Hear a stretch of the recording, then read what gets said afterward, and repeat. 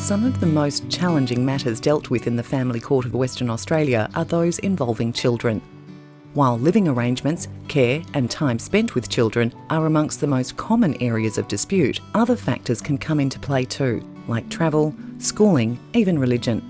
When you are unable to reach agreement on these types of issues, or you're worried about potential risks to your children's welfare, an application can be made to have the matters considered by the Family Court. Once the application has been accepted, it will be given a hearing date in the Child Related Proceedings, or CRP list. Your first hearing date will normally be about 6 weeks after the application has been filed, although if the matter is urgent, a request can be made for an earlier listing. The hearing itself will usually last about 20 minutes and take place in a courtroom before a magistrate. There is also likely to be some additional waiting time, as a number of other matters will be listed at the same time. Perhaps you could consider that. It's important that you arrive at the court on time, are neatly dressed, act in a respectful manner, and are fully prepared to explain the issues raised in your application.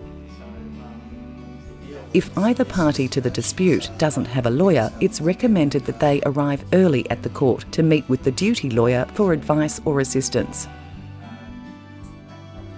Calling all parties in the matter of Jones and Jones.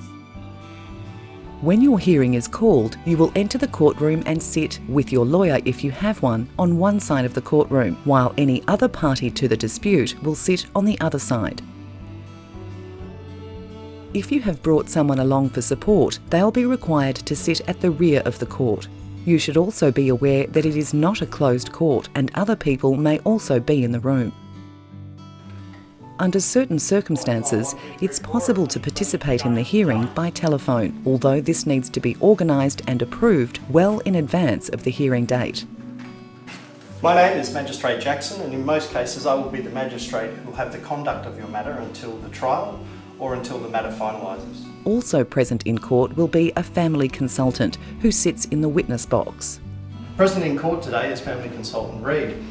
Ms Reid will provide me with information that she has obtained and will answer any queries that I have about your matter today. The family consultant will have qualifications and experience in social work or psychology and is there to provide the magistrate with expert opinion on child-related matters. They also assist the court obtain information from other government agencies relevant to your hearing, such as any existing violence restraining orders and criminal charges, or involvement from the Department of Communities.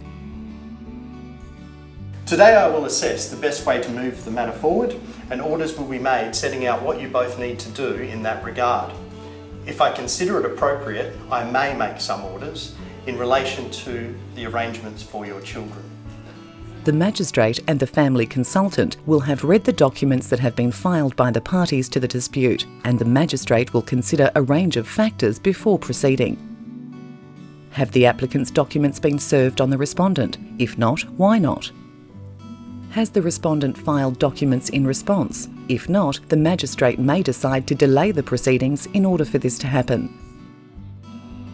However, when the matter is considered urgent, such as allegations of risks to children, the magistrate may proceed without a delay.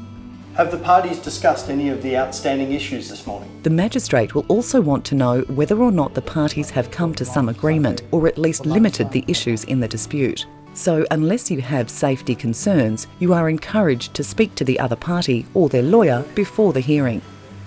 If you have reached agreement on any or all of the issues set out in your application, the magistrate will be able to consider whether any orders regarding the children involved can be made there and then by consent.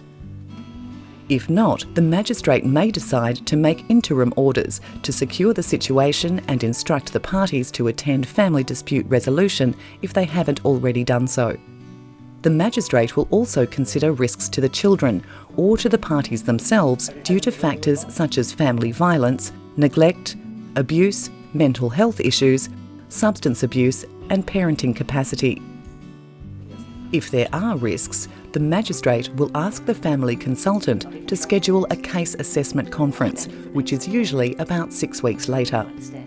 At that conference, which both parties must attend, you will meet individually with the family consultant to discuss risks, to achieve safe resolutions and try to narrow the issues in dispute. I will now make some orders for what is to occur until the next hearing, and after I have reviewed the report of the family consultant from the case assessment conference. When a case assessment conference is ordered, the magistrate may also put some interim orders in place to ensure the safety and well-being of the children, pending further discussion between the parties at the conference and the next hearing. They will also consider if there is sufficient evidence before the court to warrant making any immediate orders to ensure the safety of a child, such as adding them to the airport watch list. Orders made by the magistrate on the day are likely to be short-term measures, remaining in force until further information or evidence is obtained. If the issues cannot be resolved at this first hearing, or a case assessment conference is to be scheduled, then the magistrate will adjourn the matter to a further hearing. The proceedings will be adjourned to a date a few weeks after the case assessment conference. All rise. This court is now adjourned for a short period of time.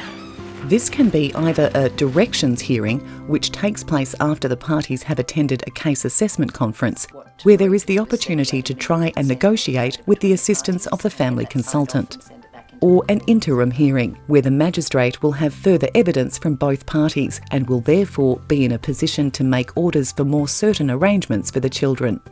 To ensure relevant evidence is provided for the interim hearing, the magistrate can make orders for the parties to file affidavits or obtain and file other information, such as a medical report, or for the Department of Communities and/or WA Police to provide documents about the parties. While child-related proceedings are often just a first step in fully resolving family issues, they enable our magistrates to make temporary, binding orders that give some certainty in terms of parenting arrangements and help to ensure the health and safety of children at the centre of a dispute.